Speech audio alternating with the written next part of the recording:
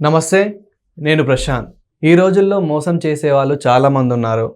అందులో మనం ఇప్పుడు ఎవరిని నమ్మాలన్నా కానీ అసలు ఒక 100 సార్లు ఆలోచిస్తాము. అలాంటిది రామ్ చరణ్ గారిని ఒకరు మోసం చేశారన్నా కానీ వాళ్ళతో మళ్ళీ ఫ్రెండ్షిప్ చేయడానికైనా రెడీ అవుతారంట. ఈ విషయం అసలు ఏంటి అనేది అయితే తెలుసుకుందాం. దీని గురించి అయితే మాట్లాడేందుకు ప్రస్తుతం మనతో పాటు సీనియర్ జర్నలిస్ట్ జయదేవ్ గారు ఉన్నారు. నమస్తే అండి. నమస్తే. సార్, ఏంటి సార్, రామ్ చరణ్ గారు ఫ్రెండ్షిప్ విషయంలో చాలా వాల్యూ ఇస్తారంట. అంటే ఒకసారి మోసం చేసినా సరే మళ్ళీ వాళ్ళతో కలిసిపోతారని చెప్పేసి ఇలా కొంచెం న్యూస్ అయితే స్ప్రెడ్ అవుతుంది. అసలు ఏం జరిగింది రామ్ చరణ్ గారి విషయంలో? రామ్ చరణ్ గారికి చిన్నప్పుడు బడ్డీ ఫ్రెండ్స్ చాలామంది ఉన్నారు. అంటే ఇండస్ట్రీకి చెందిన వాళ్ళు ఉన్నారు, ప్రముఖ ఇండస్ట్రియలిస్ట్ సంబంధించిన వాళ్ళు కూడా ఉన్నారు. ఈవెన్ ఆయన అన్స్టాపబుల్ ప్రోగ్రామ్కి వచ్చినప్పుడు కూడా మనం చూసాం బెస్ట్ ఫ్రెండ్స్ బడ్డీస్ ఎవరు. ఆ బడ్డీస్ లిస్ట్ గ్యాంగ్లో ఈమె శ్రీమతి రామ్ చరణ్ కూడా ఉన్నారు, ఉపాసన గారు కూడా. సో ఆ తర్వాత వీళ్ళు ఎక్కడో యుఎస్లో ఎక్కడో స్థిరపడి మళ్ళీ బ్యాక్ వచ్చిన వాళ్ళు. తరువాత రానా తన క్లాస్మేటు, ఇట్లా అలా రిలేషన్ ద్వారా పరిచయంలో చాలామంది ఉన్నారు. తర్వాత ఇప్పుడు ఇండస్ట్రీలో బెస్ట్ మంచి ఫ్రెండ్స్ అంటే తనకి రానా ఒకరు, తర్వాత ఎన్టీఆర్ గారు ఒకరు. సో ఎన్టీఆర్ గారు సంథింగ్ రామ్ చరణ్ గారి బర్త్డే ముందు రోజు ఎన్టీఆర్ గారి మిస్సెస్ బర్త్డే ఏదో ఉంది, next day Ram Charan birthday ఏదో సంథింగ్. ఆ రెండు పక్కపక్క రోజులు ఉంటాయంట. ఇంకా ఎన్టీఆర్ గారు మిస్సెస్కి బర్త్డే విషెస్ చెప్పేసి వెంటనే రామ్ చరణ్ కార్ రాగానే ఎక్కేసి వెళ్ళిపోతారంట ఎక్కడికో ఎంజాయ్ చేయడానికి. సో అట్లా మంచి మంచి ఫ్రెండ్స్ అయితే ఉన్నారు. కానీ ఇండస్ట్రీ, బియాండ్ ది ఇండస్ట్రీ మనకు వాళ్ళు ఎవరు అనేది తెలియదు. మనకు కూడా ఇప్పుడు ఆ విషయం బయటకు వచ్చింది తప్ప, అంటే అట్లా అలాంటి సహృదయంతో ఉన్న మనిషి రామ్ చరణ్ అనే విషయం చెప్పడానికి ఇప్పుడు నేను చెప్తున్నా. ఇప్పుడు ఇంచుమించు ఈయన రామ్ చరణ్ గారు కూడా వాళ్ళ బాబాయ్ పవన్ కళ్యాణ్ గారు లాంటి మెంటాలిటీ ఆయనది కూడా. ఎందుకంటే చిరంజీవి గారు కూడా చాలా సందర్భాల్లో చెప్పారన్నమాట. సో ఎవరైనా మోసం ఎప్పుడు చేస్తారు? నమ్మితే కదా మోసం చేస్తారు. సో ఇండస్ట్రీలో కూడా ఎలా ఉంటాయంటే రకరకాలుగా ఉంటాయి. ఇప్పుడు వాడి నేము ఫేమ్ ఉందనుకో, ఎవరైనా ఒకసారి నువ్వు అది వచ్చి ఓపెన్ చేస్తే మంచి క్రేజ్ వస్తుందని ఆ విధంగా వాడుకోవడం. తర్వాత ఆయన వచ్చి వాడుకున్న తర్వాత ఆ కంపెనీలో ఎవరైనా ఫండ్స్ పెట్టడం, లేదా చిట్ ఫండ్ కంపెనీ లాంటి పెట్టడాలు, లేదా ఇంకేదైనా పెట్టుబడి పెట్టిన తర్వాత ఒకసారి డబ్బంతా పట్టుకొని దివాళా తీసేస్తే జనాలందరికీ ఎలా ఉంటుంది? మన mega power star Ram Charan వచ్చారు కాబట్టి, చిరంజీవి గారు అబ్బాయి వచ్చారు కాబట్టి మన గుడ్ విల్ ఉంది, మనం నమ్మొచ్చు అని అనుకుంటారు. కానీ అవతల వ్యక్తి ఇతను నేముని ఫేమ్ని వాడుకొని జనాల్ని చీట్ చేస్తే ఆ అపవాదు రామ్ చరణ్ గారికి వస్తుంది. ఆయనకి సంబంధం లేకపోయినా అలా కాకుండా ఎవరో రికమెండేషన్, సార్ రామ్ చరణ్ గారు ఒకసారి మీరు షాప్ ఓపెనింగ్కి రండి, లేదా పలానా బిజినెస్ ఓపెనింగ్కి రండి అంటే సహృదయంతో వెళ్తే వాళ్ళు అలా చేస్తారు. అలా చేసిన తర్వాత కూడా కొంతమందిని ఈయన మళ్ళీ ఆదరించాడంట, చీట్ చేసిన వాళ్ళని కూడా. సో అది చిరంజీవి గారు కానీ సురేఖ గారు కానీ చాలా సందర్భాల్లో చెప్తుంటారు. అంటే ఒక్కొక్కరు నైజం, అది పద్ధతి మారదు, ఎన్ని అనుకున్నా కానీ మధ్యలో మారదు. ఇదే చాలా సందర్భాల్లో మహేష్ బాబు గారు కూడా చెప్పారు. సూపర్ స్టార్ కృష్ణ గారు అసలు ప్రొడ్యూసర్స్ సరిగ్గా ఇవ్వకపోయినా ఎన్నో చెక్ బౌన్స్లు అయి ఉంటాయంట ఆయనకి చాలామంది. ఇంకొన్నిసార్లు సందర్భాల్లో సినిమా ఫ్లాప్ అయితే మరి నాకు రిమైనింగ్ అమౌంట్ ఏదైతే ఉందో అది నాకు ఇవ్వద్దులేండి, నెక్స్ట్ సినిమా ఇంకోటి చేద్దాం అనేవారట కృష్ణ గారు. అలాగే అంత మంచితనం వల్ల కొంత దివాలా కూడా తీసాడు ఆయన, చాలా ఇబ్బంది పడ్డాడు. సో అది దగ్గర నుంచి గమనించిన మహేష్ బాబు గారు ఇప్పుడు జాగ్రత్త పడుతున్నారు, నాన్నగారు లాగా నేను చేయకూడదు అన్నట్టు. ఇప్పుడు అలా చాలామంది ఉన్నారు ఇండస్ట్రీలో, నమ్మక ద్రోహంతో ఇబ్బంది పడిన వాళ్ళు చాలామంది ఉన్నారు. ఈవెన్ ఎవరు పూరి జగన్నాథ్ గారు. పూరి జగన్నాథ్ గారు అయితే టెంపర్ సినిమా ముందు వరకు కూడా బాగా ఇండస్ట్రీలో తెలిసిన ఒక ఫ్రెండే దగ్గర 87 కోట్లు ఎంతో చీట్ చేశాడంట. మొత్తం పోయి రోడ్డు పడ్డాడంట ఆయన.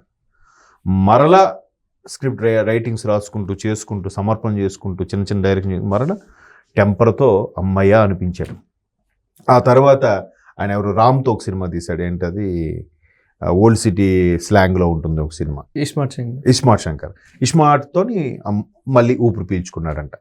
సో అట్లాగా టెంపరు, ఇస్మార్ట్ లాంటి సినిమాలు వచ్చిన తర్వాత కొంచెం మళ్ళీ పికప్. అంటే ఆయన కూడా చాలా మోసపోయాడు. ఎవరు అని అంటే ఎందుకులేండి సార్ అని అంటే కొంతమంది పట్టించుకోరు. అంటే జగన్ లాంటి వ్యక్తి, పూరి జగన్నాథ్ లాంటి వ్యక్తి ఏముందిలే ఎవడు పాపాన్ని ఆడైపోతాడు, మళ్ళీ భగవంతుడు మనకి ఇస్తే చాలులే, లేదంటే నా టాలెంట్ని సంపాదించుకుంటాను అనే వాళ్ళు ఇండస్ట్రీలో చాలామంది ఉన్నారు. అందుకే అంటే చాలామంది చాలా రకాలుగా చెప్పారు. అంటే ఒకసారి ఉత్తేజ్ గారు కూడా ఒక పెద్ద కవిత్వం రాశారు, మన రైటర్ కమ్ ఆర్టిస్ట్. ఒక మోసం చేస్తాడని రెడీగా ఉంటే మోసపోవడానికి 100 మంది సిద్ధంగా ఉంటారు. అవును. అంటే మనిషికి ఆశ అనేది బతికిస్తుంది. అదే రేపు అనేది బాగుంటుంది కదా అనే ఉద్దేశంతో ఇదైతే వాళ్ళు ముంచేస్తూ ఉంటారు.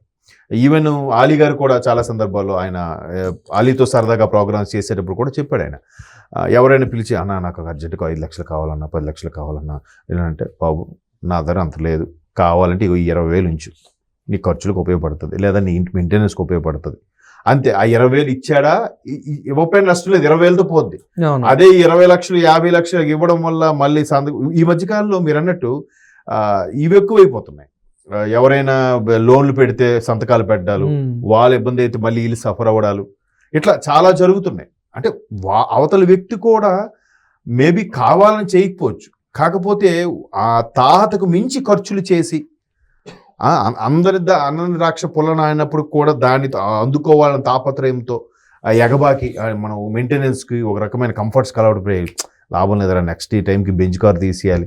నువ్వు సంపాదించి తీయు, పక్కోడిని ఆడిగోకి ఈడిగోకి ఈడిదరి లాగి సంపాదించి అప్పు చేసి పప్పుకోడు లాగా చేస్తే అది కరెక్ట్ కాదు.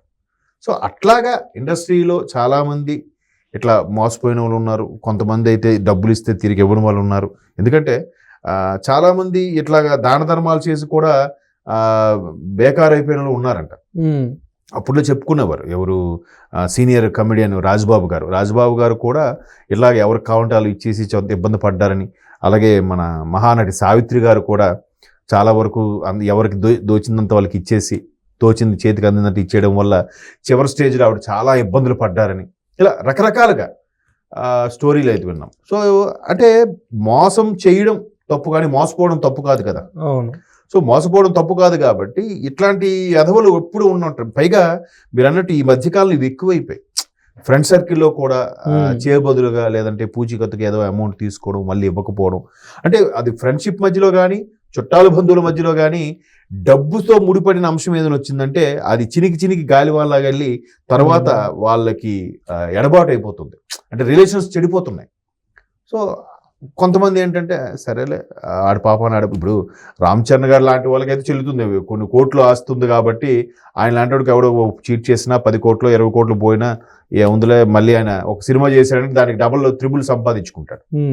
సో సామాన్యుడి పరిస్థితి లేదంటే ఇట్లా ఎవరో నమ్మి ఇచ్చిన వాడు ఉంటే ఎట్లా ఇదవుతుంది. సో దానికి ఎగ్జాంపుల్గా చాలా సినిమాలు కూడా వచ్చాయి. డాడీ అనే సినిమాలో కూడా చిరంజీవి గారు ఫ్రెండ్కి ఇలాగా ఇచ్చి చేయడం వల్ల మోసపోవడం వల్ల హీరోయిన్తో విడిపోతాడు అనమాట. దానివల్ల ఆఖరికి వాళ్ళ పాప కష్టాల్లో ఉందన్నా కూడా అవతల వాడు పట్టించుకోడు, ఆ పాప చనిపోతుంది. అంటే అది సినిమాయే అవ్వచ్చు, అట్లాంటి రియల్ లైఫ్లో కూడా చాలా జరిగి అది బాగా వాడి మీద ఈర్ష్య పెంచుకొని దీనికి మర్డర్లు చేసుకునే వరకు వెళ్ళిపోయిన సందర్భాలు కూడా ఉన్నాయి. కొన్ని జీవితాలు కొన్ని సంఘటనలు మనం వార్తలో చదివితే. సో ఇక్కడ చరణ్ గారికి కూడా చాలామంది ఏం కాదు, ఒకరో ఇద్దరు అలా చేశారంట. అయినప్పటికీ ఆయన ఏం పట్టించుకోలేదు. బట్ చిరంజీవి గారు సురేఖ్ గారు చెప్తుంటారంట, జాగ్రత్తగా ఎందుకు ఆవేశపడకు, ఆచితూచి ఆలోచించి చెప్పని. ఆయన మరి పవన్ కళ్యాణ్ గారు అలాగే అనేస్తాడు కానీ మళ్ళీ వాడు దగ్గరికి వచ్చి అన్న సారీ ఏదో అయిపోయిందంటే మళ్ళీ ఎక్స్క్యూజ్ చేసేస్తుంటాడంట. సో అలా ఎక్స్క్యూజ్ చేయడానికి ఎంత పెద్ద మనసు ఉండాలి, అది కూడా గొప్ప విషయమే కదా.